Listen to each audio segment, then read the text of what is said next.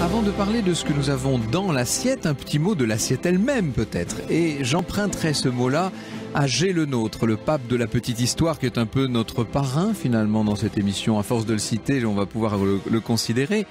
Voilà ce qu'il écrivait, on était là juste au lendemain de la Grande Guerre. 2 fois par jour, disait-il, en nous mettant à table, nous trouvons devant nous l'assiette de porcelaine blanche, le linge fin, recelant un petit pain doré, le couvert d'argent disposé à portée de main, le verre de cristal, le sel blanc, le poivre, je ne poursuis pas l'énumération, et jamais il ne nous vient à ce moment une pensée reconnaissante pour l'innombrable lignée d'ancêtres de goût ou de génie dont le labeur, le talent, les souffrances et le merveilleux effort vers le mieux nous valent ces commodités et ce bien-être si coutumier que nous n'y prêtons même plus attention.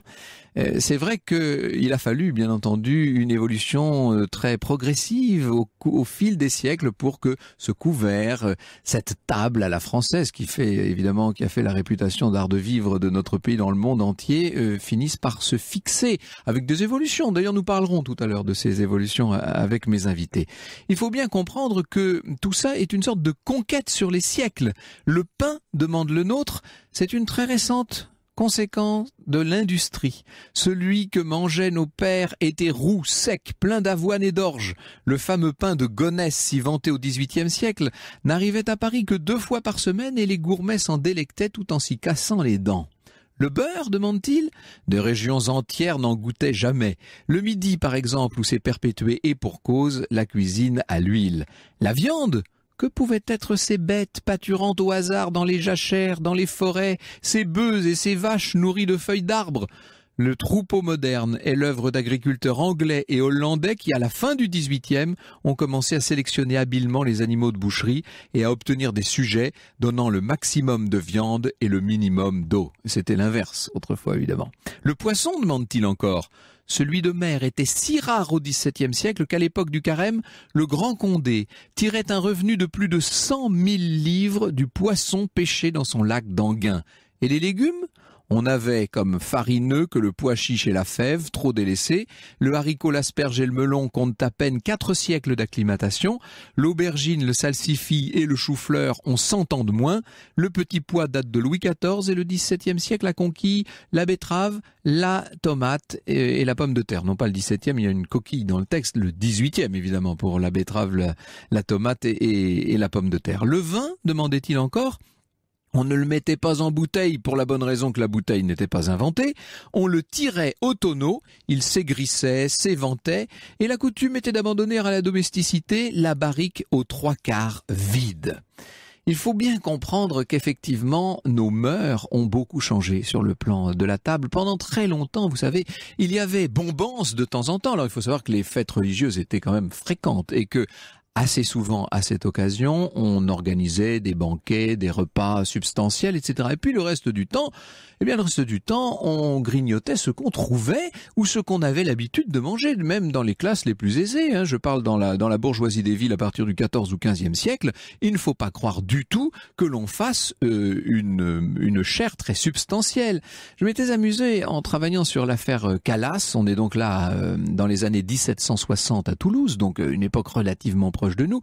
On apprend par le rapport de police exactement ce qu'étaient en train de manger les Calas ce soir-là. Donc on est un soir de semaine chez de bons et même riches bourgeois de la ville de Toulouse et on se rend compte que ce qu'ils mangent c'est quand même assez substantiel. Il y a du pigeon farci, il y a de la caille, enfin vous avez plusieurs volailles qui sont comme ça servies au cours d'un repas simple, du fromage et les légumes, ce que nous appelons les légumes, qu'on appelait essentiellement les racines à l'époque, on n'en trouve pas ou vraiment très peu. Alors vous savez que la façon de dresser la table était très différente. Autrefois, bien entendu, on avait des nappes extrêmement volumineuses que l'on repliait progressivement au fil des services parce qu'il ne faut pas oublier qu'il n'y avait pas de serviette à l'époque. Donc on s'essuyait à la nappe. Donc quand la nappe était maculée, eh bien on la repliait sur elle-même simplement et on servait un deuxième, puis un troisième, puis un quatrième service. On ne posait pas de verrerie sur la table. Ce ne serait venu à l'idée de personne. Vous aviez, en tout cas dans les familles où l'on pouvait avoir des verres, parce que évidemment chez la plupart des gens, on buvait dans des timbales, métal de différents matériaux, mais là où vous aviez des verres, eh bien, vous aviez derrière un serviteur qui portait sur un petit plateau le verre qu'il retirait à chaque fois et qu'il vous redonnait au moment simplement où vous vouliez boire. Et puis, pas de fourchette, de cuillère, de couteau, tout ça était bon pour la cuisine ou l'office. À table, on se servait des 3 doigts de la main droite, qu'il fallait donc assez souvent laver et essuyer. Vous l'imaginez donc. Il a fallu 4 siècles, nous dit une historienne américaine de la table, du Moyen-Âge à la fin du 18e, pour que les convenances de la table passent de l'usage des doigts et des tranches de pain. Parce que vous savez on utilisait très peu d'assiettes, même les assiettes d'étain en fait. On utilisait ce qu'on appelait le tranchoir, c'est-à-dire une grande tartine de pain sur laquelle on posait ce qu'on avait à manger.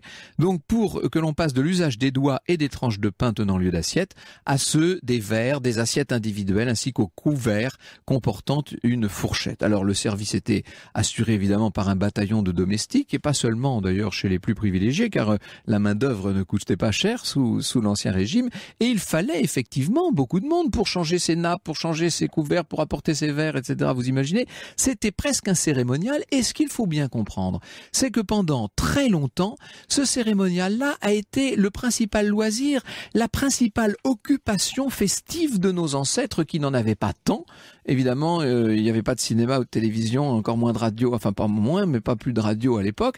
Le moment de détente de la journée pour une immense majorité de ceux qui vivaient au XVIIe, au XVIIIe siècle, le moment de détente, c'était précisément le repas.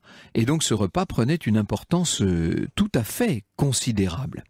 Quant au métier de cuisinier lui-même, il n'était pas réservé, ça aussi c'est intéressant, il y a une spécialisation progressive qui n'arrive pour l'essentiel que sous le règne de Louis XV. Mais pendant longtemps, le cuisinier n'était qu'un des domestiques et il était, en fonction des usages et des besoins, il était affecté à différentes tâches, bien entendu. On aimait être affecté aux cuisines à l'époque pour une raison simple, c'est que les cordonniers ayant beau être les plus mal chaussés, quand vous êtes généralement dans une cuisine ou un office, vous risquez moins la disette ou la famine.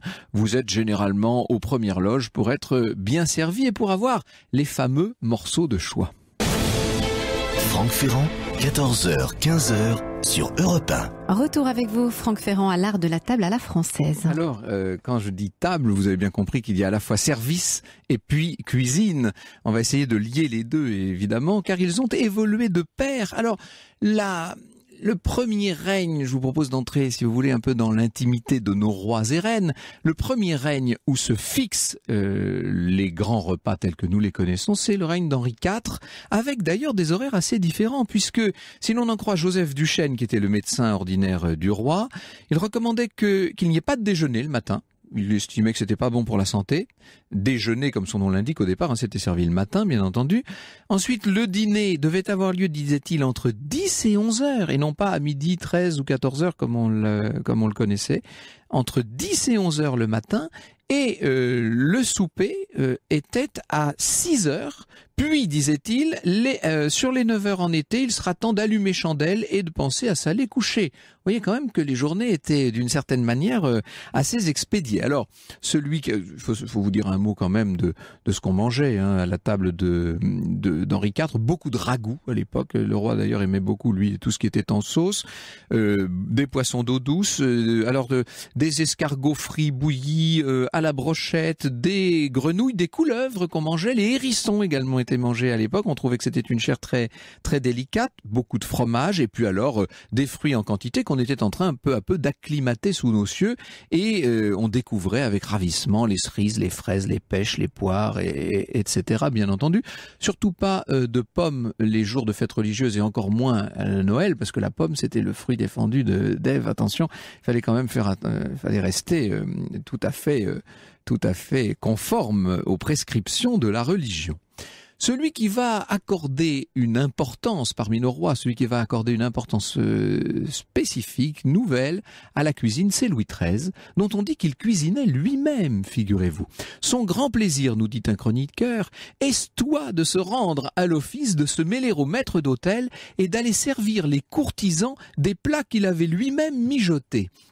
Et c'est vrai qu'on voit Louis XIII faire sa fameuse omelette à la diable, car il cuisinait particulièrement bien les œufs. Il aimait faire lui-même le service. Enfin, il avait un côté comme ça très simple, qu'on retrouvera un petit peu plus tard chez Louis XV d'ailleurs, qui fera lui-même sa cuisine avec son célèbre cuisinier Lazur. Et l'on sait que dans les petits cabinets de Versailles, Louis XV s'était fait aménager des cuisines tout à fait exprès pour lui, pour pouvoir être là. Quand je dis des cuisines, ce que nous appelons nous aujourd'hui des cuisines, avec notamment les petits fours, les étuves, les potagers, etc. On reviendra un peu sur tout ça tout à l'heure, bien entendu.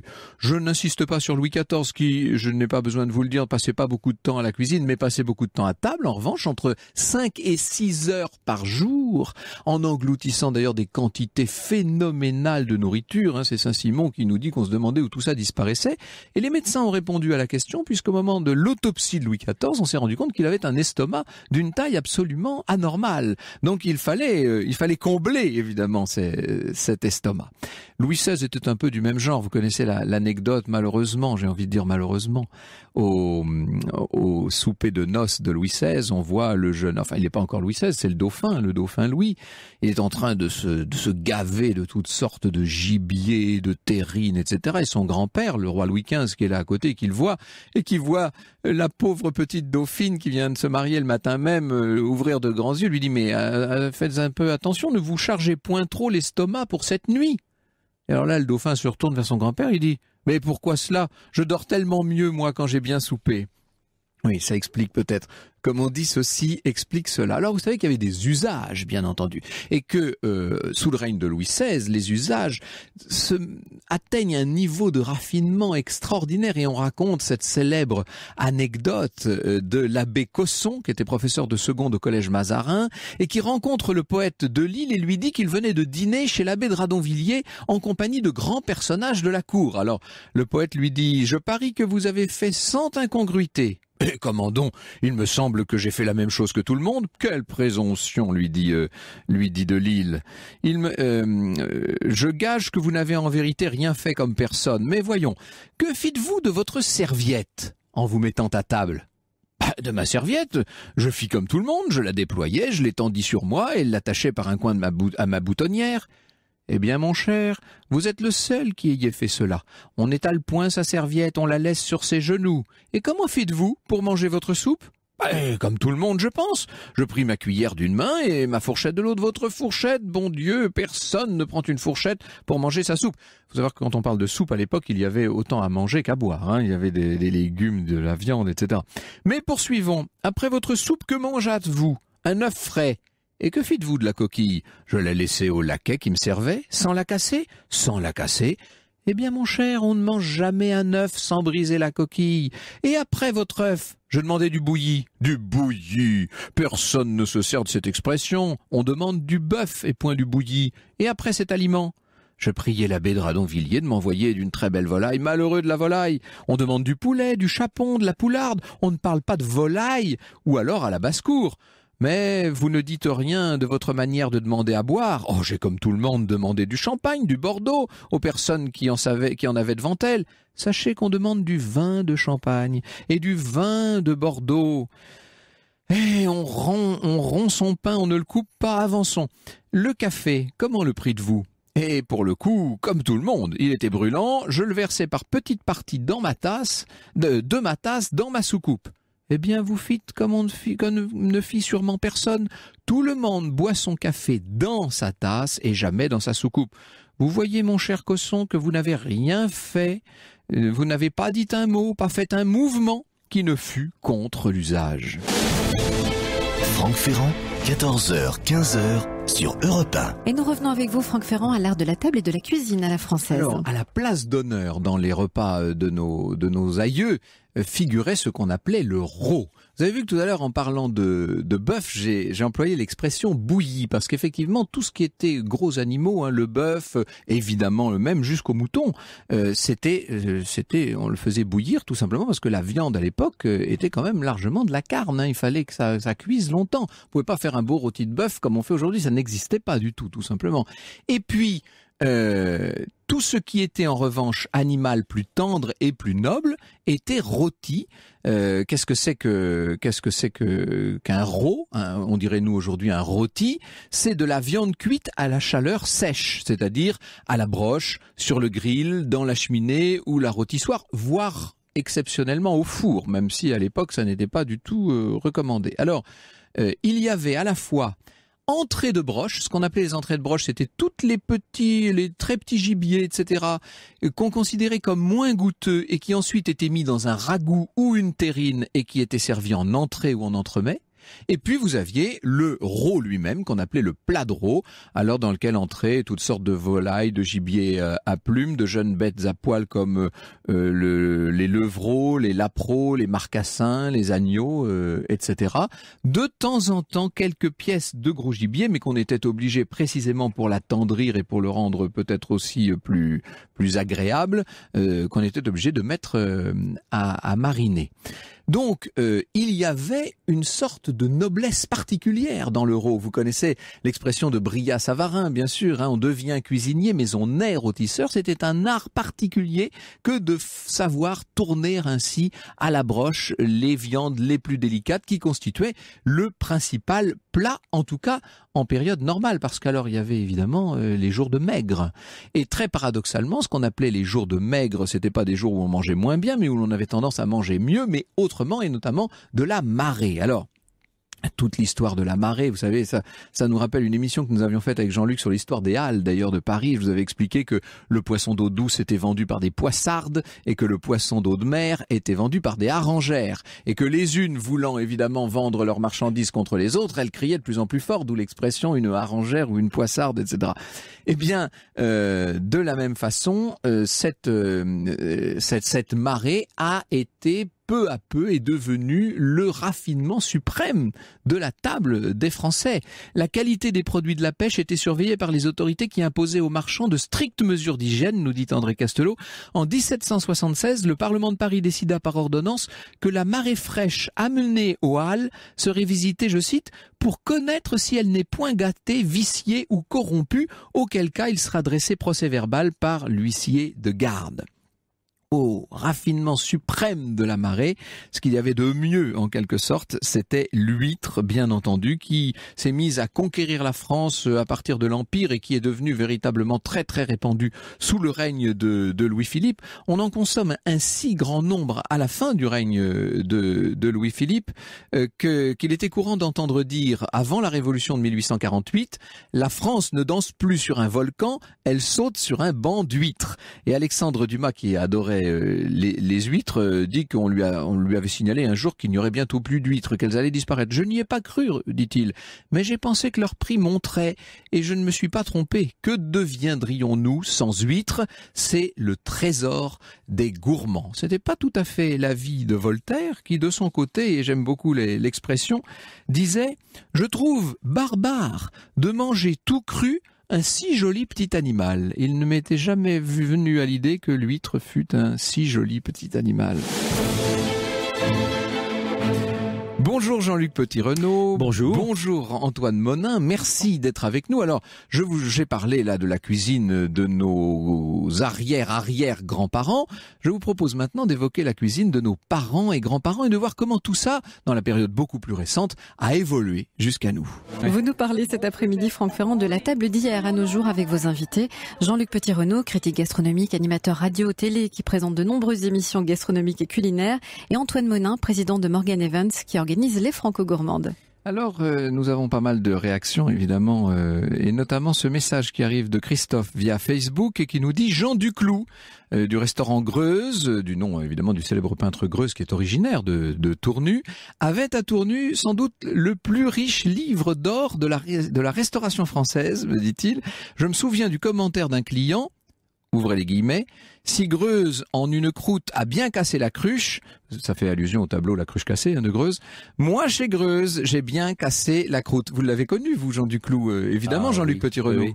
Un vrai bonheur puisque c'était une des premières fois où je le rencontrais, j'arrivais par le train et il neigeait comme c'était pas possible, il y avait 50 cm de neige au-dessus du mollet et donc j'arrivais comme ça en pataugeant dans cette neige fraîche avec mon bagage Et il m'attendait à l'intérieur de son restaurant, donc cette magnifique enseigne Greuze à Tournu, avec la tomate rouge. Je pousse la porte, il y avait un feu de cheminée, et là, il m'attendait avec la toque, comme à cette époque où il fallait avoir la toque sur la tête. Évidemment. Et il dégaine une bouteille, il n'y a pas d'autre mot, il dégaine une bouteille de Mâcon blanc qui était dans un seau avec de la glace, et il fait jaillir comme ça l'eau derrière. Tout était arrosé sur les tomates rouges, et puis le vin blanc partait, et il me dit « Mon petit Jean-Luc, bienvenue à Tournu ». Vous comprenez pour quelle raison le festival a lieu ici. Oui, en fait, ça s'imposait, hein, c'était obligatoire, Antoine Monin, cette ville de Tournu, pour accueillir un tel festival. Oui, pour plein de raisons. On voulait créer un festival musical et gastronomique, donc un festival où on mange bien, recréer un peu l'esprit du banquet, puisqu'on est dans une émission d'histoire et que avant de manger devant la télé, c'était peut-être plus intéressant de manger en écoutant de la musique. Et donc on cherchait à s'installer dans une région déjà qui porte la cuisine et les bons produits. Donc la Bourgogne était tout indiquée, et la ville de Tournu avec ses chefs étoilés, avec son histoire gastronomique, avec son charme aussi, a été vraiment idéal pour accueillir le festival. Alors j'ai commencé cette émission en évoquant G le nôtre, Gosselin le nôtre, et il nous disait qu'il se met à table 2 fois par jour avec cette belle nappe blanche damassée, avec cette porcelaine, le petit pain doré, dit-il, plié dans la serviette, et le couvert en argent, etc. Mais ça, c'était en 1920 ou 1921. Presque 100 ans plus tard, tout ça a déjà bien évolué, Jean-Luc. C'est-à-dire que tout ça est en perpétuel changement, en vérité. Oui, parce que on a connu des modes, et que l'idée de manger était du temps perdu, puisqu'on a voulu ressembler aux Américains. Donc on s'est dit que passer à table était un temps un peu perdu. Donc il fallait manger très vite. Si vous regardez les hommes d'affaires aujourd'hui dans leur costard, ils ont l'air un peu tristes parce qu'ils ne gaspillent plus du temps à table. La table, c'est un moment où on va pouvoir gaspiller du temps. Alors, il y a dans les années 50, 60, la table, elle est représentative d'un style de vie. Ça veut dire que le patron de la scierie de Commentry près de Montluçon a un style de vie dans l'auberge des Lilas où il se rend régulièrement. Il a sa voiture un peu noble, il se gare en double fil. Bien suspendu. Voilà, bien suspendu. Et il arrive et il va manger un homard à l'armoricaine, par exemple. Et donc, uniquement les plats que l'on va manger sont des plats représentatifs de votre niveau social. Et ça, c'est un truc génial dans les années 50-60. Dis-moi ce que tu manges, je te dirai où tu te trouves. Où tu te trouves. C'est-à-dire que on disait, quand il mange ça, il représente son rang social. Bien sûr, il y avait la table ouvrière. D'où toute la mode des routiers le long des routes, c'est-à-dire qu'on était en salopette bleue avec Monsieur Bernard au volant du Berlier qui s'arrêtait chez Madame Zézette parce qu'elle faisait un magnifique bœuf bourguignon le mercredi et tout ça. Il y avait 2 tables. Il y avait une table des patrons et il y avait une table des ouvriers.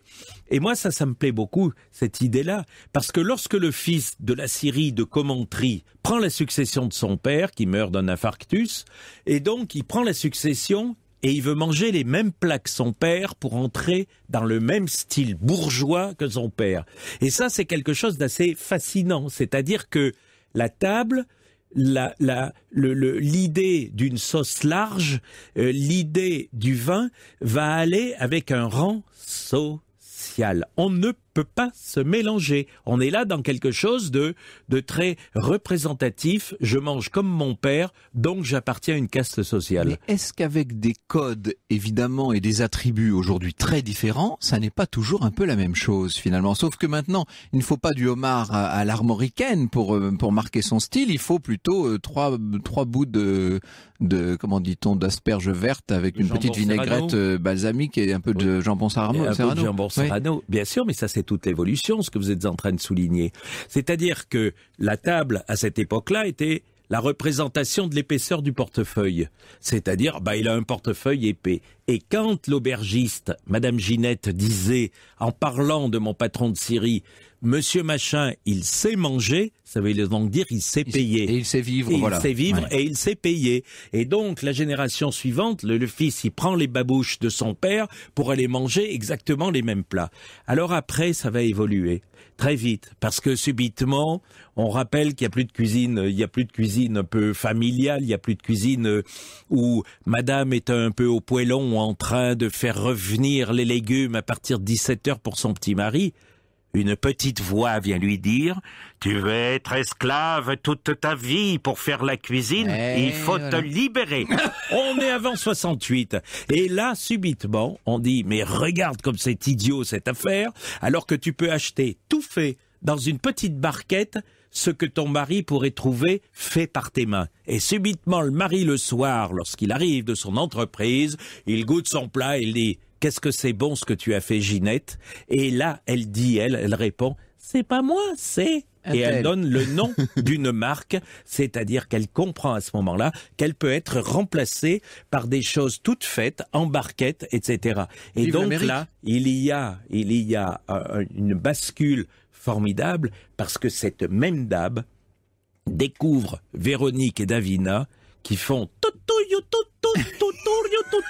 comment maigrir en 10 secondes sans cuisiner. Comment on appelait ça, l'aérobic? L'aérobic. Et donc, il y a cette évolution, c'est-à-dire que on retrouve, plutôt qu'une cuisine familiale qui va abêtir une épouse, eh bien, on va prendre en barquette quelque chose fait par l'agroalimentaire. C'est tout ce début-là.